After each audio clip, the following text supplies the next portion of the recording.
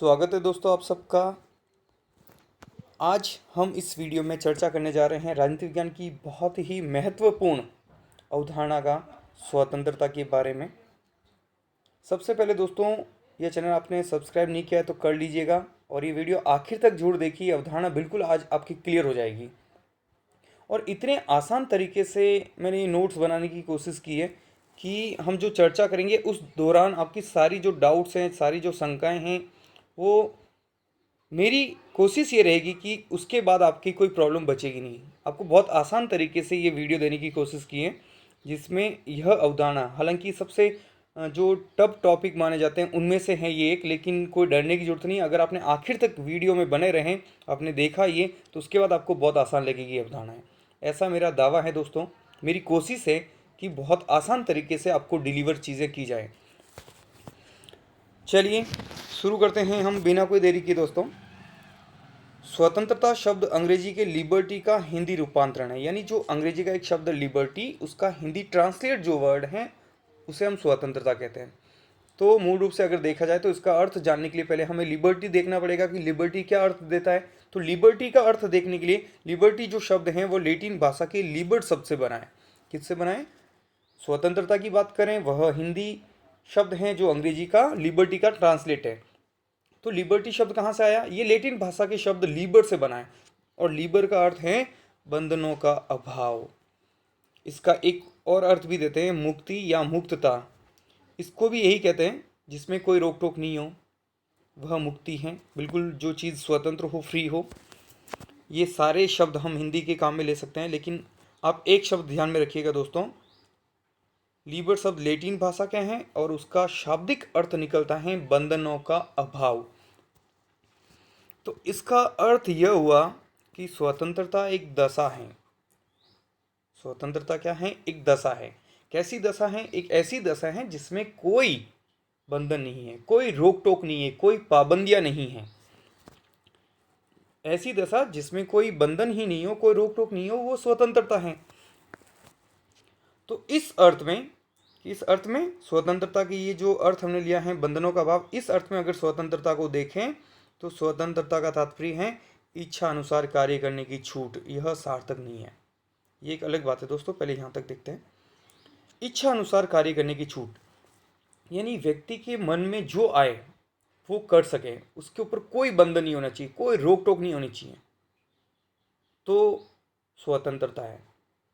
अगर लीबर शब्द या लिबर्टी का जो मूल अर्थ लें, उससे समझें, तो उसका सीधा सीधा जो अर्थ निकल के आता है हमारे सामने दोस्तों, कि व्यक्ति जो चाहे वो करे, उसके ऊपर कोई बंधन नहीं है, कोई बाहरी रोक टोक नहीं है उसके ऊपर। लेकिन ये अर्थ सार्थक नहीं है। क्यों? अगर ऐसा होगा दोस्तों तो सारे लोग ऐसे करेंगे, फिर हमारी स्वतंत्रता स्वतः भंग हो जाएगी। एक एग्जाम्पल के तौर पे देखते हैं। आपकी स्वतंत्रता है कि आप आराम से घर में बैठ के नींद लें रात में, तो आप तो आराम से नींद ले रहे हैं, लेकिन पड़ोस वाला जो भैया है वो रात में 10 बजे के बाद डीजे बजाता है बहुत तेज़ वॉल्यूम में। उधर वो कह रहा है कि ये तो मेरी स्वतंत्रता है क्योंकि उसकी इच्छानुसार कार्य करने की छूट है, और आपकी स्वतंत्रता है कि आप अपनी इच्छानुसार शांतिपूर्वक नींद लें। तो वो भी अपनी स्वतंत्रता का उपभोग करेगा, आप भी अपनी स्वतंत्रता का उपभोग कर रहे हो, लेकिन यहाँ पे आप डिस्टर्ब हो रहे हो। तो ये जो है, इसीलिए मैंने कहा कि ये सार्थक नहीं है, यानी जो पूर्ण अर्थ है वो नहीं दे रहा स्वतंत्रता का। फिर देखते हैं, इतिहास में जितने भी संघर्ष हुए हैं संभवतः सब स्वतंत्रता के लिए हुए हैं। जैसे भारत का राष्ट्रीय आंदोलन, अमेरिका, रूस, फ्रांस की क्रांतियाँ, ये जो सारे क्रांतियाँ हुई हैं या ये जो संघर्ष हैं, ये स्वतंत्रता के लिए हुए हैं दोस्तों।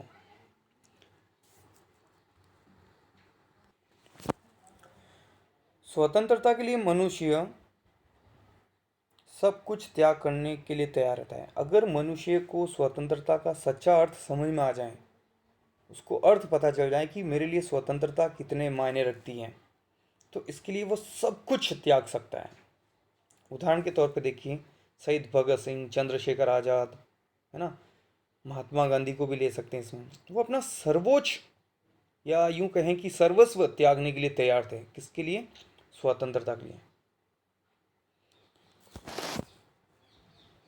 स्वतंत्रता का महत्व देखने के लिए या समझने के लिए आपको ये कथन देखने हैं। पैट्रिक हेनरी ने कहा है, मुझे स्वतंत्रता दीजिए या मृत्यु दीजिए। बहुत गहरा अर्थ है इसमें। देखिए दोस्तों, ये कह रहे हैं कि या तो मुझे स्वतंत्रता मय जीवन दीजिए, और वो नहीं है तो फिर मैं उनमें से मृत्यु को चुनूंगा। यानी बिना स्वतंत्रता के जीवन जीना ही नहीं है। ये महत्व है अपने आप में स्वतंत्रता का। तिलक ने क्या कहा है?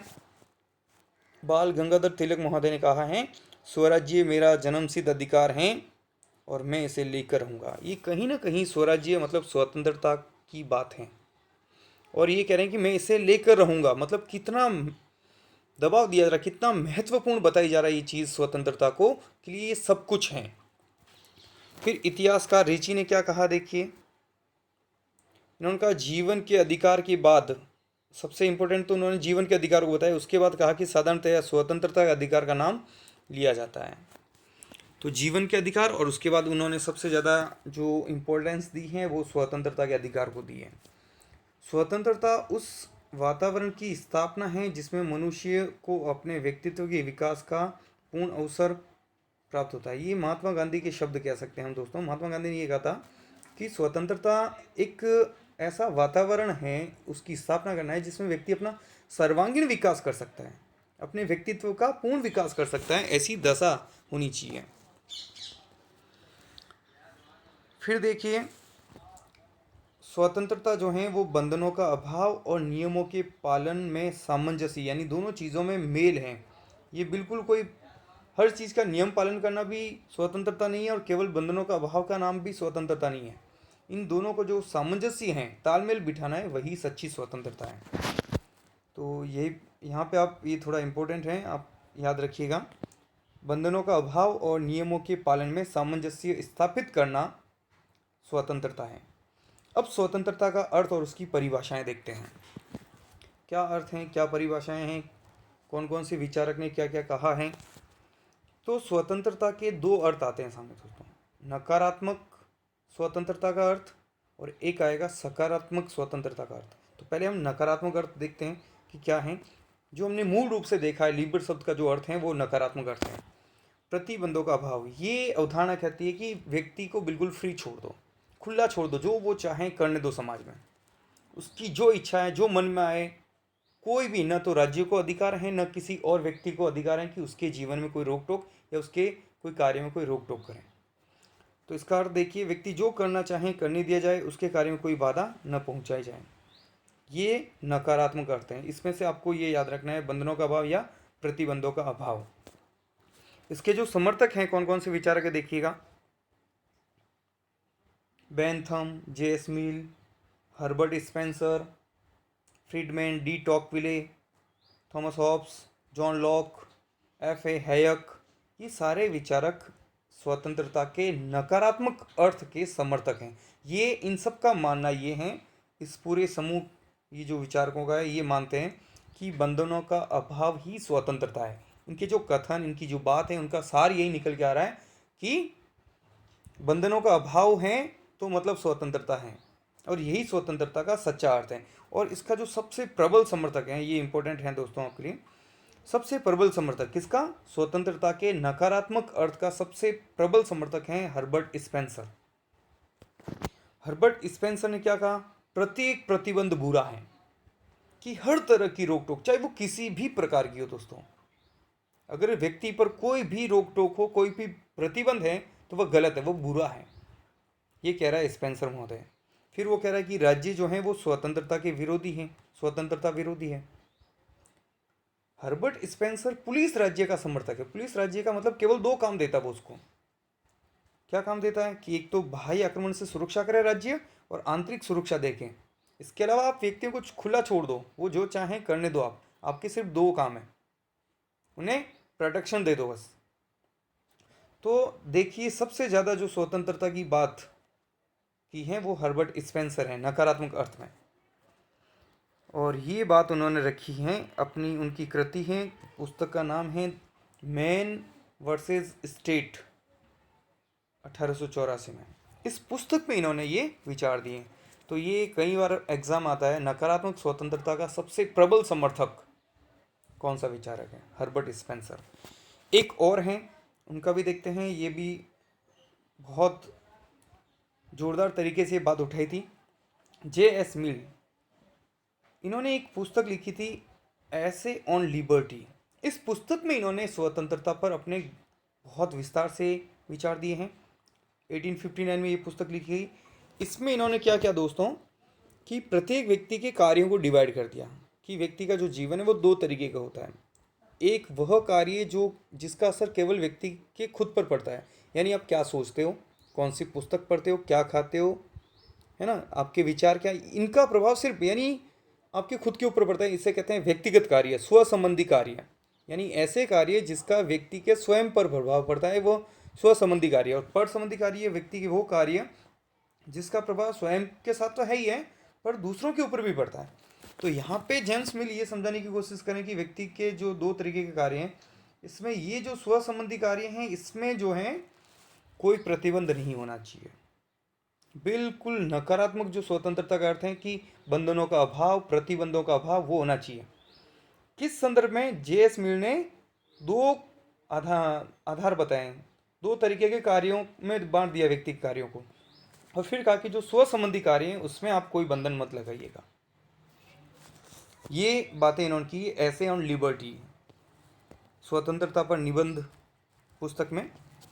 अब हम देखते हैं कि नकारात्मक स्वतंत्रता की मान्यताएं क्या है, ये कौन सी बातें मानता है, कौन सी बातों का पक्ष लेता है। हम बार बार बात करें प्रतिबंधों का भाव, अगर हम उससे और दायरा बढ़ाएं तो उनकी मान्यताएं क्या है, उनकी सोच क्या है, ये विचारधारा क्या कहती है, तो वो समझते हैं हम। नकारात्मक स्वतंत्रता की जो मान्यताएं हैं दोस्तों, सबसे पहले हैं प्रतिबंधों का अभाव ही स्वतंत्रता है। पहली बात ये मानते हैं कि कोई भी प्रकार का प्रतिबंध नहीं है मतलब स्वतंत्रता है, ये इनकी मान्यता है, ये इनकी बात है। फिर ये कह रहे हैं चयन की स्वतंत्रता। चयन की स्वतंत्रता का तात्पर्य ये है, ये विचारक या ये विचारधारा ये कहती है कि जब मान लो व्यक्ति के सामने एक ही ऑप्शन है तब तो वो वही करेगा, उसमें तो कोई डाउट ही नहीं है कि वो व्यक्ति कुछ और करेगा, है ना, एक ही रास्ता है तो वो वही वाला अपनाएगा। लेकिन जब व्यक्ति के सामने एक से ज़्यादा विकल्प उपलब्ध हो कि मैं ये करूं या वो करूं, तब व्यक्ति के ऊपर छोड़ देना चाहिए कि उसको चयन की स्वतंत्रता होनी चाहिए कि जो उसे बेहतर लगे वो करे। यहाँ पे समझना दोस्तों, बस बहुत आसान तरीके से इन अवधारणाओं को आप समझते जाइए, इन बातों को दिमाग में जाने दीजिएगा, क्योंकि अगर आपने रटा तो फिर 2 दिन के बाद में ये क्लियर हो जाएंगे। हो सकता है कि 2 दिन तक आप रट के रख लो, लेकिन अवधारणाओं को कंटिन्यू माइंड में रखना बहुत चुनौतीपूर्ण है, और वो चुनौतीपूर्ण तब तक है जब तक आप रटते हो। जैसे आप समझोगे, एक स्टोरी के जैसे लोगे, आसान तरीक़ों से समझने की कोशिश करोगे, तो फिर ये आपके लिए सबसे आसान चीज़ें ये बन जाता है, अवधारणाएं। और मेरी पूरी कोशिश है कि मैं आपको अच्छे से ये सारे वर्ड्स में एक्सप्लेन करके बताऊं, जितना आसान हो सके उतनी आसान तरीके से करके बताऊं ये चीज़ें। तो चयन की स्वतंत्रता का मतलब है जब विकल्प हो तो ये व्यक्ति को आज़ादी हो कि भैया जो सही लगे वो करो आप, यानी कोई और तय नहीं करेगा कि आपको यही करना है, ये वाली विचारधारा कहती है। फिर ये विचारधारा कहती है, व्यक्ति को क्या मानती है, विवेकशील मानती है कि प्रत्येक व्यक्ति समझदार है, इंटेलिजेंट है। आप उसे गाइड करने की कोशिश मत करो कि ये करो वो करो, उसे सब पता है, वो बहुत समझदार है।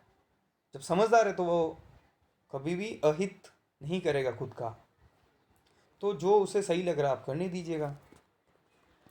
फिर वो सरकार के ऊपर अंगुली उठाते हैं कि कम से कम शासन करने वाली सरकार अच्छी है, क्योंकि जो सरकार ज़्यादा शासन करेगी, ज़्यादा कार्य करेगी, तो वह व्यक्तियों के जीवन में हस्तक्षेप भी करेगी, और ये चीज़ इन्हें स्वीकार नहीं है। तो ये कह रहे हैं कि जो वो सरकार सबसे अच्छी है जो सबसे कम काम करे। यहाँ कम काम और कम शासन का तात्पर्य ये है कि जो व्यक्तियों के जीवन में कम हस्तक्षेप करे, वो सरकार अच्छी है।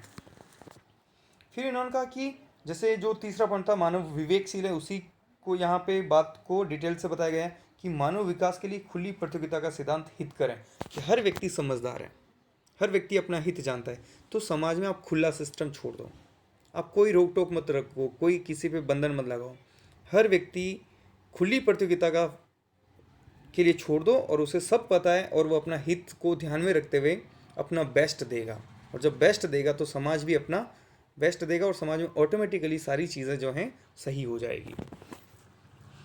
तो इस अर्थ को देखने के बाद अब हम इसकी समीक्षा करते हैं, क्या ये नकारात्मक अर्थ ठीक है दोस्तों? अगर ऐसा हो तो कहने तक तो ठीक है, लेकिन समाज में वास्तविक रूप में जो है स्वतंत्रता कहीं ना कहीं कायम जो लक्ष्य है वो नहीं हो पाएगी। तो देखते हैं वैश्वीकरण के इस दौर में जहां हम सब एक दूसरे पर निर्भर हैं, यानी आपको मेरी ज़रूरत है और मुझे आपकी ज़रूरत है, ये ऐसा दौर है वैश्वीकरण का। इसमें स्वतंत्रता का अर्थ अगर ये लगाया जाए कि बंधनों का भाव, तो ये अतार्किक है, ये संभव नहीं है। हम मर्यादाओं का पालन करते हुए स्वतंत्रता का उपभोग कर सकते हैं, यानी हमें कुछ मर्यादाओं का पालन करना ही होगा।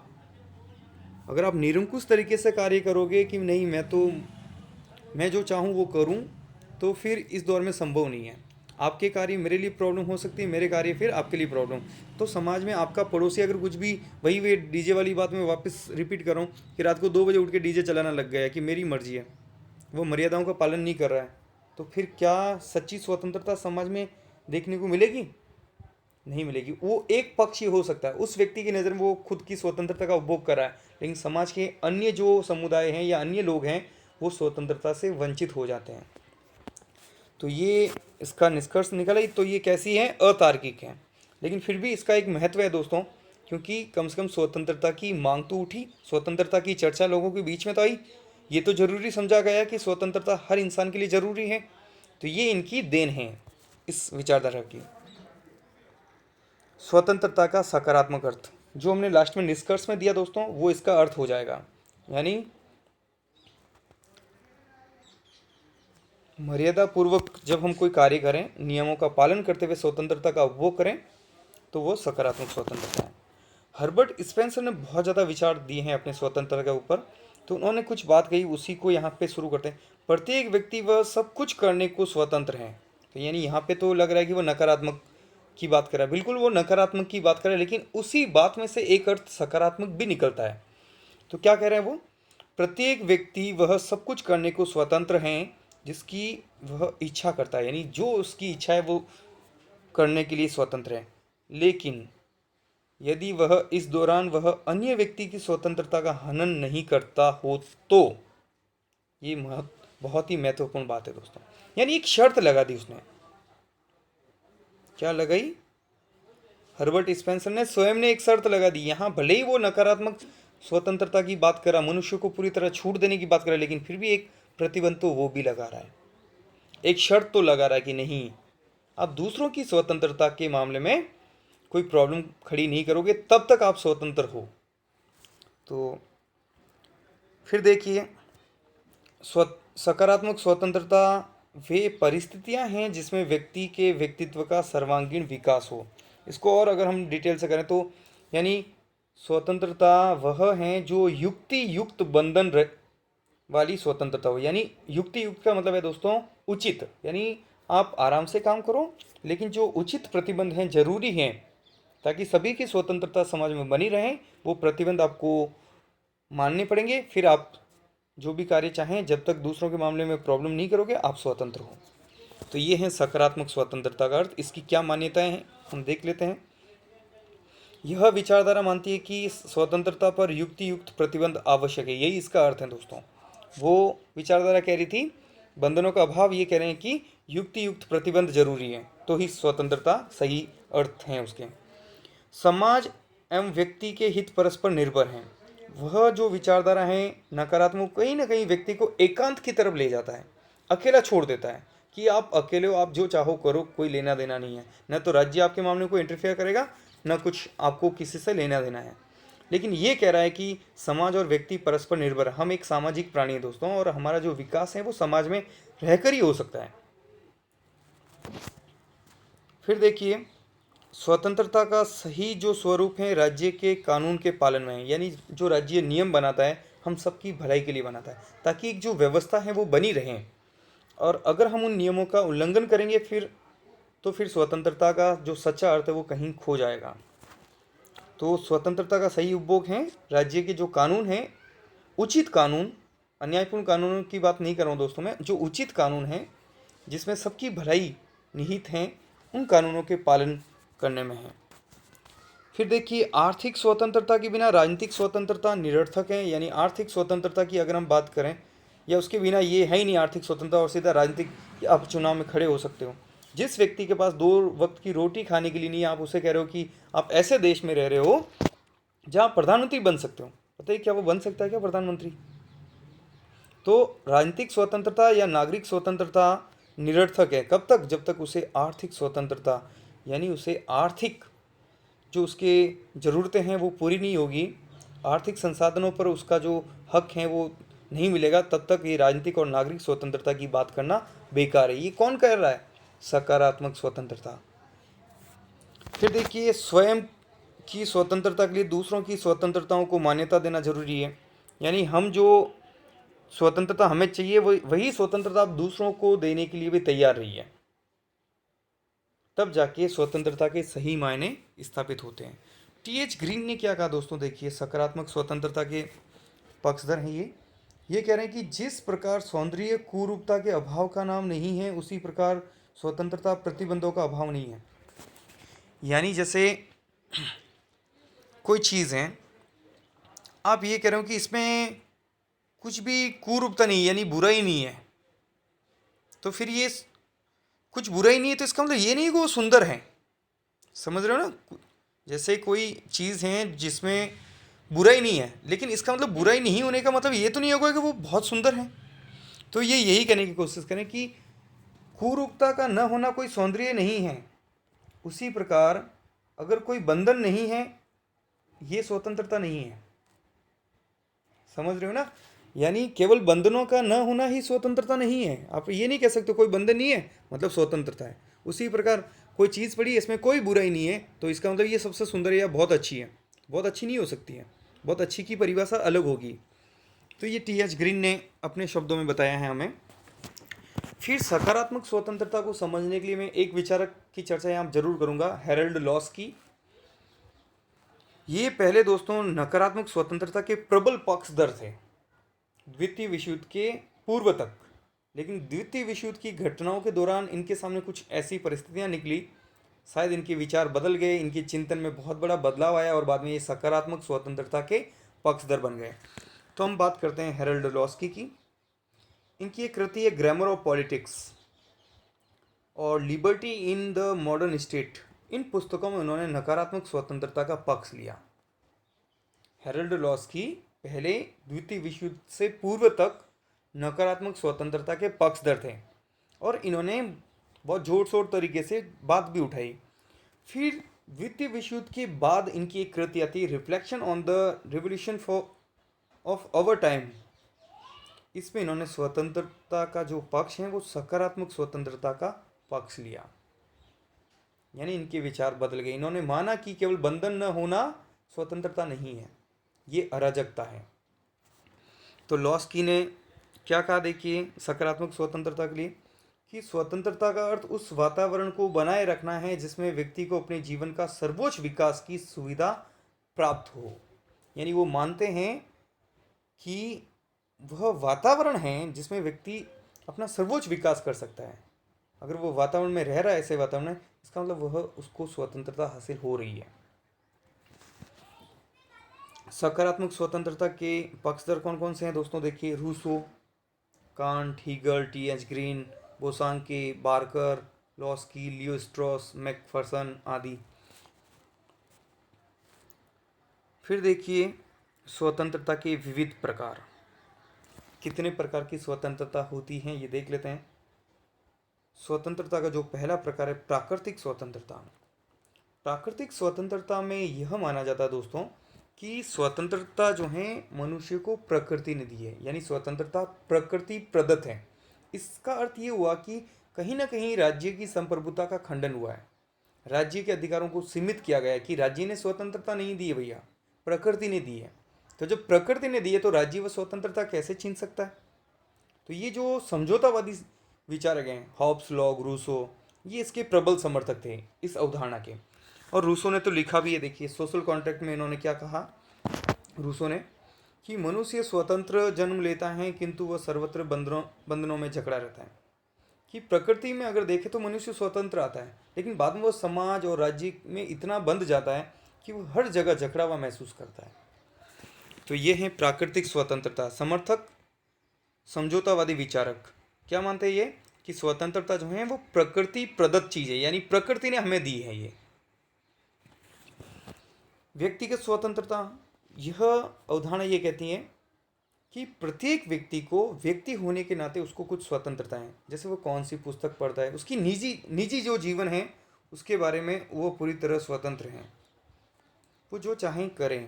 वो कौन सी पुस्तक पढ़ता है, किस प्रकार के कपड़े पहनता है, क्या खाता है, कहाँ रहता है ना, इस प्रकार के उसका यानी निजी जो जीवन है वो उसे स्वतंत्रता मिलनी चाहिए। तो ये अवधारणा ये कहती है व्यक्तिगत स्वतंत्रता की। नागरिक स्वतंत्रता, ये समाज द्वारा स्वीकृत हैं और राज्य द्वारा मान्यता प्राप्त और संरक्षित हैं, यानी ये राज्य देता है। राज्य, हम नागरिक कब होते हैं, जब किसी राज्य के सदस्य हैं। तो हम उस राज्य के सदस्य होने के नाते वह राज्य और उस राज्य में जो समाज है वह समाज पहले स्वीकृत करता है और फिर राज्य हमें उस स्वतंत्रताएं प्रदान करता है।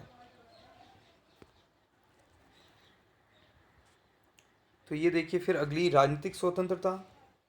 राजनीतिक स्वतंत्रता का अर्थ ये है दोस्तों कि राजनीतिक जो व्यवस्था है उसमें हमें भाग लेने की स्वतंत्रता, हमें आज़ादी है कि हम अपनी राज व्यवस्था में भाग लें, हम पार्टिसिपेट करें, हम सहभागिता निभाएं हम अपनी व्यवस्था के प्रति।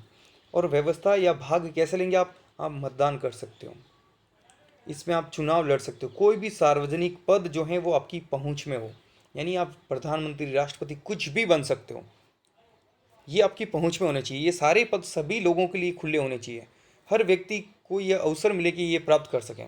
अगर उसमें योग्यता है तो वो पहुंचेगा, ये अलग बात है दोस्तों, लेकिन माहौल ऐसा हो कि हर व्यक्ति के लिए हो, तो यह राजनीतिक स्वतंत्रता कहलाती है। यानी राज व्यवस्था में नागरिकों के भाग लेने हेतु सभी लोगों को समान अवसर प्रदान करना। फिर देखिए आर्थिक स्वतंत्रता। आर्थिक स्वतंत्रता का मतलब है आर्थिक प्रगति के समान अवसर, यानी हर व्यक्ति को आर्थिक संसाधनों पर जो कमाना या अपनी ज़रूरतों को पूरा करने के समान अवसर मिलने चाहिए, उसको प्रोग्रेस करने का बराबर हक मिले उसको, वो कोई भी व्यवसाय अपनाए, कोई भी रोजगार करें, ये उसका अधिकार है, ये उसकी स्वतंत्रता है। वो कोई बाध्य नहीं कर सकता कि आपको यही व्यवसाय करना पड़ेगा।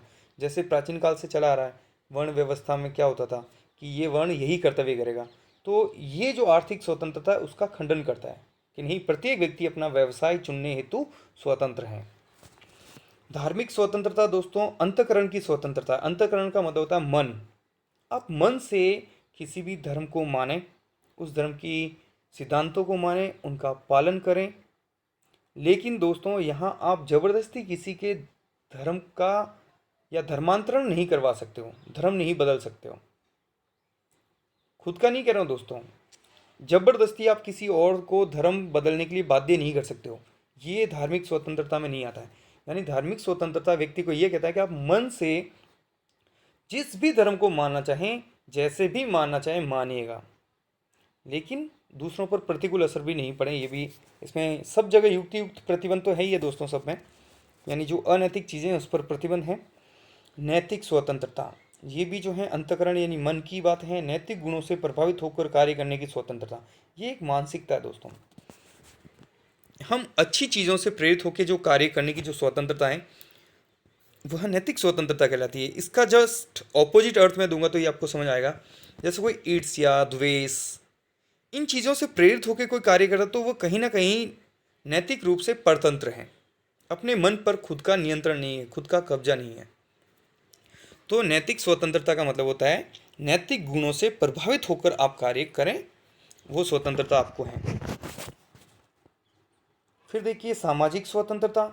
सामाजिक स्वतंत्रता जो है इसका अर्थ है विशेषाधिकारों का अभाव, समाज में कोई विशेषाधिकार नहीं होने चाहिए हमारे। जैसे इसको समझिएगा, भारतीय संविधान में अनुच्छेद 14 और 15, विधि के समक्ष समता, विधियों का समान संरक्षण, और 15 में अगर देखें तो कहीं पर भी किसी आधार पर कोई भेदभाव नहीं हो, सार्वजनिक स्थान हो वहाँ व्यक्ति के साथ कोई भेदभाव नहीं हो, जन्म, लिंग, वचन, जन्म स्थान, ये सब चीज़ों के आधार पर, धर्म, इनके आधार पर व्यक्ति व्यक्ति में कोई भेद नहीं करेगा, ठीक है।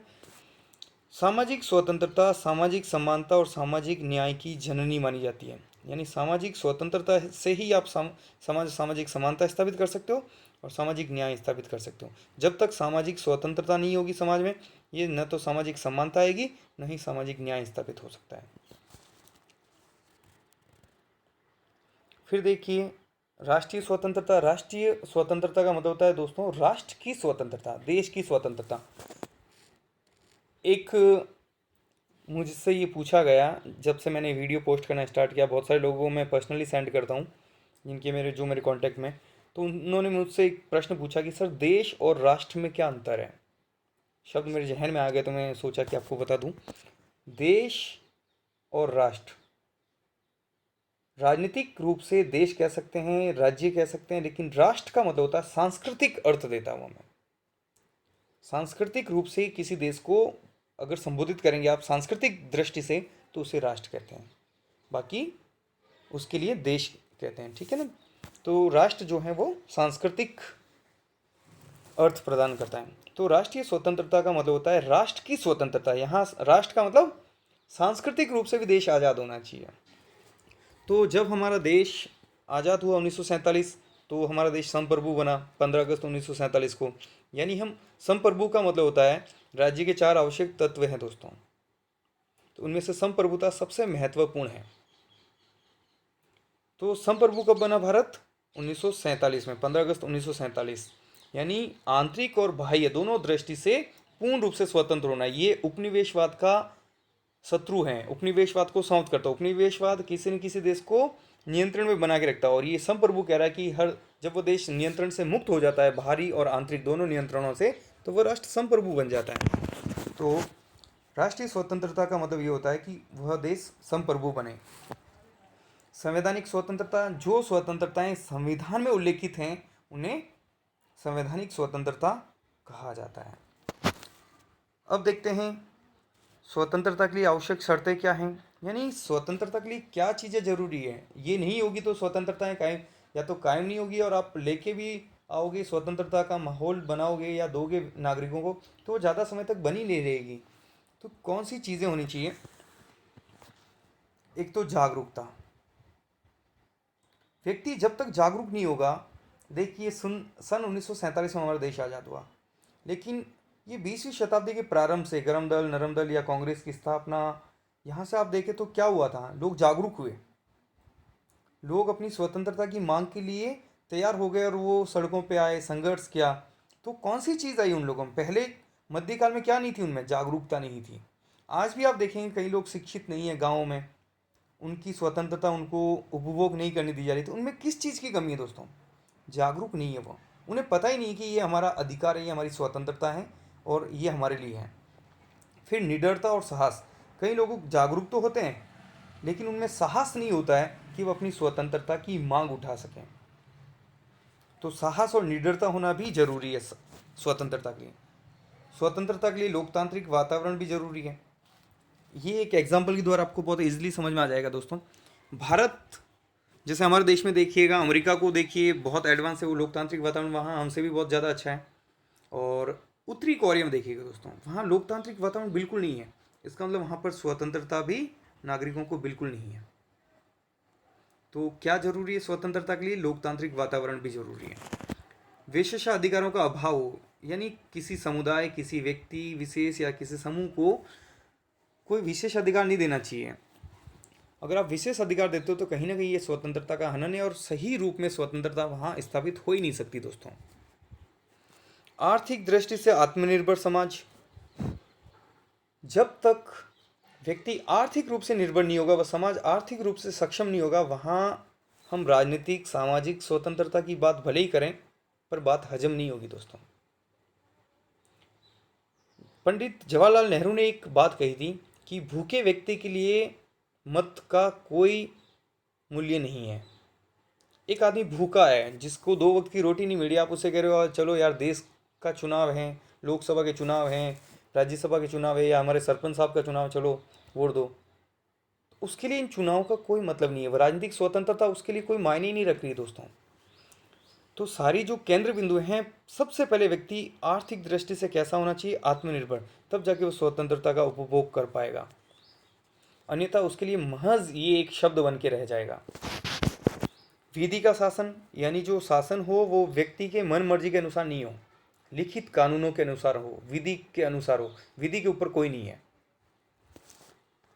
प्रेस की स्वतंत्रता यानी समाज में क्या घटनाएं घट रही हैं उसको निष्पक्षता के साथ दिखाना।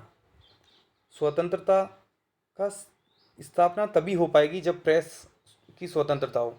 और आजकल आप देखेंगे हमारे देश में प्रेस की स्वतंत्रता पर कहीं ना कहीं बहुत सारे लोग आलोचना कर रहे हैं और आरोप लगा रहे हैं कि प्रेस या मीडिया अपना काम सही तरीके से नहीं कर पा रहा। तो ये सही बात है दोस्तों, कहीं ना कहीं प्रेस भटक गई है। जो व्यक्तियों की असली मुद्दे हैं हमारे देश के वो दिखाते ही नहीं है। तो ये प्रेस की स्वतंत्रता भी ज़रूरी है, लेकिन इसका दुरुपयोग भी नहीं होना चाहिए कि प्रेस आजकल क्या हो रहा है दोस्तों, इसके चलो चली बात में निकली है तो मैं आपको थोड़ा सा यहाँ पे बता दूँ। जैसे ये बड़े बड़े न्यूज़ चैनल्स हैं, इनके जो मालिक हैं इनका असली मकसद कहीं ना कहीं गुम हो गया है। ये बड़े बड़े उद्योगपति इनके लिए एक व्यवसाय बन गए। अब टीआरपी की बात करते हैं, ज़्यादा चैनल देखा जाएगा तो ऐसे मुद्दे उठाते हैं जिससे जो लोग ज़्यादा देखें। और ये उद्योगपति है, फिर किसी न किसी पार्टी से संबंधित हो जाते हैं, उनका टिकट लेके किसी सदन में जाके बैठ जाते हैं। तो फिर क्या करते हैं कि वो सरकार या जिस दल से जुड़े हुए हैं, जिस नेता से वो जुड़े हुए हैं या जिस विचारधारा से जुड़े हुए, फिर उसी को फोकस करते हैं और जनता के जो असली मुद्दे हैं वो दिखाते ही नहीं हैं। तो प्रेस की स्वतंत्रता बहुत ज़्यादा ज़रूरी है, इसीलिए इसको लोकतंत्र का चौथा खंभा कहते हैं। और ये कहीं ना कहीं आज इसको ठीक करने की ज़रूरत है हमारे देश में। निष्पक्ष जनमत यानी जो लोगों की राय हैं, लोग क्या सोच रहे हैं, ये देखिए अगला, ये जो हमने प्रीवियस पॉइंट पढ़ा है ये इसी में नहीं थे।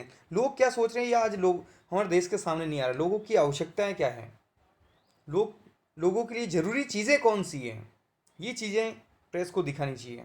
लेकिन तो निष्पक्ष जनमत होगा तभी स्वतंत्रता का उपभोग होगा। स्वतंत्र और निष्पक्ष न्यायपालिका होना जरूरी है। अगर किसी व्यक्ति की स्वतंत्रता का हनन हो तो ये जरूरी है कि एक संस्था हो जो निष्पक्ष तरीके से सुने, स्वतंत्र तरीके से सुने और सही को सही और गलत को गलत ठहराए। यानी स्वतंत्र और निष्पक्ष न्यायपालिका जरूरी है। समाज में शांति और सुरक्षा का वातावरण हो, अराजकता का वातावरण ना होना ही स्वतंत्रता है। यानी शांति हो तभी हम, और सुरक्षा हो तभी हम स्वतंत्रता का सही तरीके से उपभोग कर पाएंगे। और संविधानवाद, संविधान का मतलब ये वैसे रिपीट हो रहा दोस्तों, विधि का जो शासन है।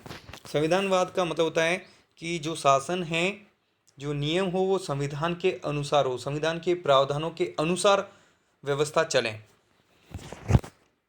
फिर देखिए स्वतंत्रता के मार्ग में बाधाएं क्या है दोस्तों। जो हमने शर्तें पढ़ी हैं कि ये होना चाहिए, जब वो नहीं होगी तो वो सब बाधाएं हो गई दोस्तों। जैसे हमने पढ़ा था जागरूकता होना चाहिए, तो जागरूकता नहीं है, ये बाधा हो गई। तो जागरूकता का अभाव ये बड़ी बाधा है। जब तक जागरूकता नहीं होगी लोगों में तो वो स्वतंत्रता का उपभोग कर ही नहीं पाएंगे। अशिक्षा, हम मध्यकाल या प्राचीन काल से अगर भारत की अगर देखें, जो गुलामी उसका सबसे बड़ा कारण था दोस्तों, समाज का एक बहुत बड़ा तबका, बहुत बड़ा हिस्सा शिक्षित ही नहीं था। उन्हें पता ही नहीं था कि स्वतंत्रता क्या होती है। तो ये अशिक्षा, फिर गरीबी, भूखे व्यक्ति के लिए कोई मायने नहीं रखता। ये बहुत गहरी बात है और इस पर बार बार मैं रिपीट कर रहा हूँ। न्याय में देरी, स्वतंत्र और निष्पक्ष न्यायपालिका जो अपना समय पे काम नहीं करेगी तो भी स्वतंत्रता के मार्ग में बाधा है। अराजकता का वातावरण, यानी समाज में शांति और सुरक्षा नहीं होगी दोस्तों तो क्या होगा, अराजकता होगी। और जहाँ अराजकता होगी, यानी आप देखो बाहर जा रहे हो, कोई आपका बैग छीन के भाग रहा है, कोई गाली गलौज कर रहा है, कोई मारपीट करके, चार लोग आए गुंडागर्दी करके चले गए और उनके खिलाफ कोई एक्शन नहीं लिया जा रहा है, कानून अपना काम नहीं कर रहा है, तो क्या आप अपनी स्वतंत्रता का उपभोग कर पा रहे हो? नहीं कर पा रहे हो। यही तो बाधा है।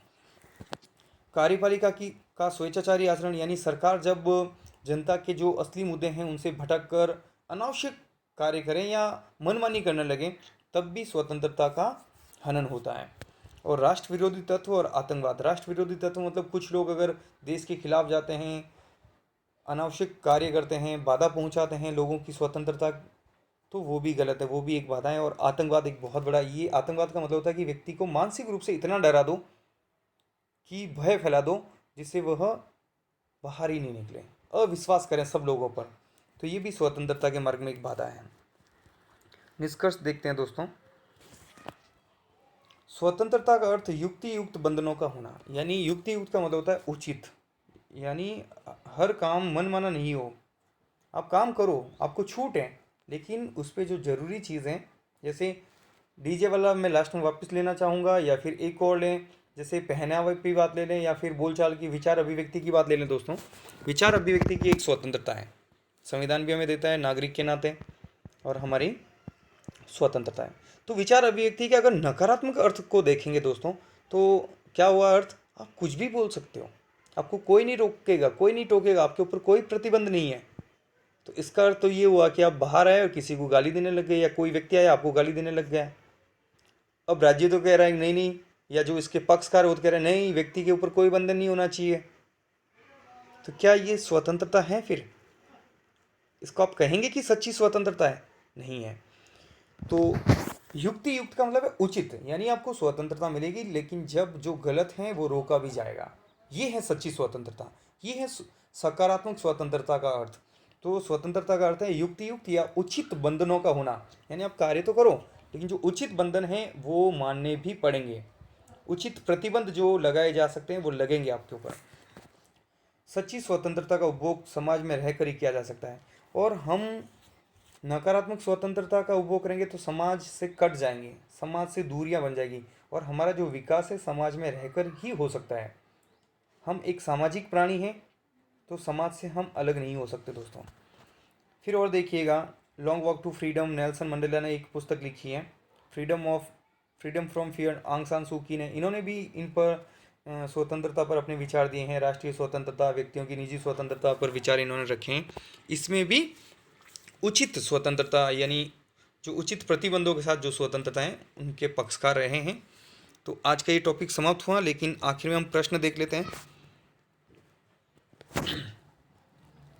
नकारात्मक स्वतंत्रता का सबसे प्रबल समर्थक किसे माना जाता है? दोस्तों आंसर करने की कोशिश कीजिएगा, मैंने बहुत इंपॉर्टेंट लगा के वहां पे बताया था। नकारात्मक स्वतंत्रता का सबसे प्रबल समर्थक किसे माना जाता है? हमने बहुत सारे लोगों के नाम पढ़े हैं, लेकिन एक व्यक्ति का नाम बताना जो सबसे प्रबल समर्थक था। Herbert Spencer. कौन था दोस्तों वो? Herbert Spencer. स्वतंत्रता के दो विचार कौन कौन से हैं? नकारात्मक और सकारात्मक। नकारात्मक में क्या अर्थ आता है? बंधनों का अभाव ही स्वतंत्रता है। और दूसरा अर्थ क्या आता है? युक्ति युक्त बंधनों का होना ही स्वतंत्रता है। ये दो विचार हैं इसके, ठीक है ना। तो आज का टॉपिक समाप्त हुआ दोस्तों। अगर आपको ये पसंद आया दोस्तों, तो आप इसे लाइक और शेयर ज़रूर करना अपने दोस्तों के साथ में। और एक और सलाह मैं दूंगा दोस्तों कि आपको जो इंपॉर्टेंट चीज़ें लगें, जो आपको लगे कि दोबारा देखनी पड़ेगी, तो दोबारा भी देखिएगा वीडियो। एक बार पूरा देखने के बाद दोबारा देखिए, चीज़ों को नोट कर दीजिएगा। आप अपने नोट्स बनाइएगा दोस्तों। जो चीज़ आपको याद है वो मत नोट कीजिएगा, जो आपको लग रहा है कि ये चीज़ मेरे लिए डिफ़िकल्ट है उनको आप अपनी एक नोटबुक अलग से बना लो, उन चीज़ों को नोट करते जाइएगा। तो बहुत बहुत धन्यवाद दोस्तों, आपने इतना प्यार दिया, बहुत आपकी लोग अच्छे अच्छे रेस्पॉन्स दे रहे हैं, तो मुझे लग रहा है संतुष्टि मिली है कि चलो मेरा जो काम है वो सही दिशा में है। बहुत बहुत धन्यवाद। जय हिंद, जय भारत।